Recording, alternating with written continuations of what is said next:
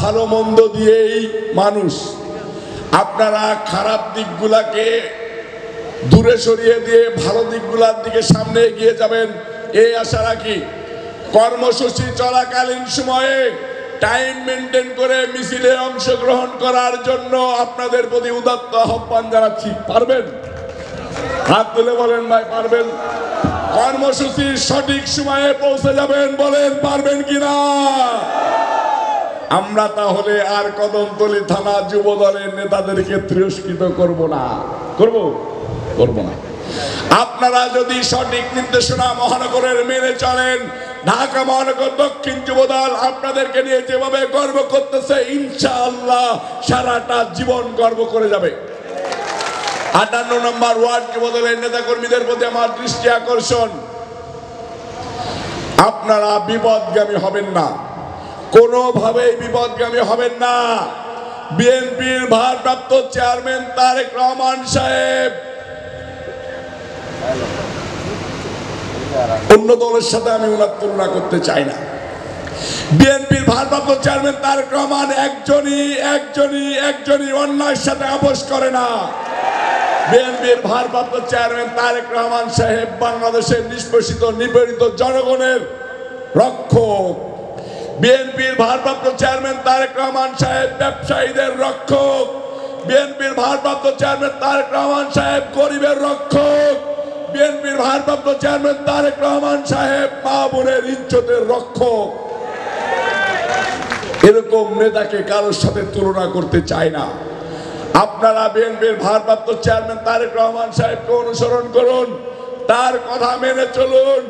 আপনাকে দল সম্মানিত করবে আল্লাহর রহমতে। আপনি যদি বিপদগামী হয়ে যান, আপনাকে দল তিরস্কৃত করবে, সেটাও আল্লাহর রহমত। দল যদি আপনাকে রাস্তায় ছুঁড়ে ফেলে দেয়, কেউ আপনাকে বাঁচাইতে পারবে না, কেউ পারবে না, এবং কেউ পারবে না, আবারও বলতেছি কেউ পারবে না। এই পার্টিতে বিএনপির ভারপ্রাপ্ত চেয়ারম্যান তারেক রহমান সাহেবের নির্দেশনা ছাড়া একটা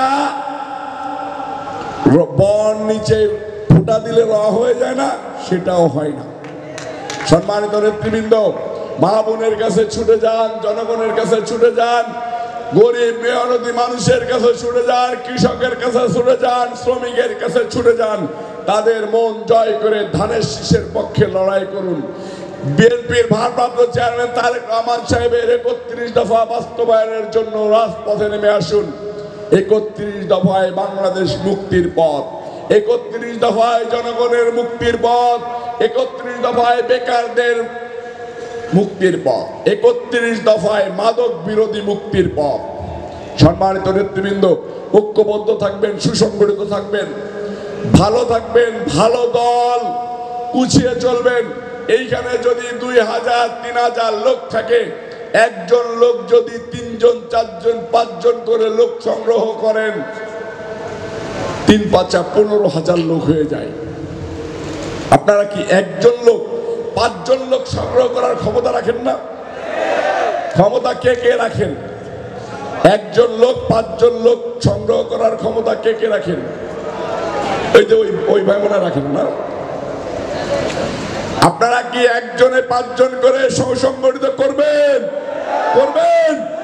তাহলে ইনশাআল্লাহ 58 নম্বর ওয়ার্ড যুবদল যেরকম বিরোধী দলের সময়, আমরা এখনো বিরোধী দলে আছি, হাসিনার সময় যেরকম এই কদমতলী থানা যুবদল 10,000 লোক নিয়ে গেছে, এই 58 নম্বর ওয়ার্ড যুবদলের যে পরিমাণ নেতা কর্মী ওয়াদা করেছে একজন লোক 5 জন করে লোক সংগ্রহ করবে, তাহলে আমরা 58 নম্বর ওয়ার্ড যুবদল 15,000 লোকে রূপান্তরিত করব।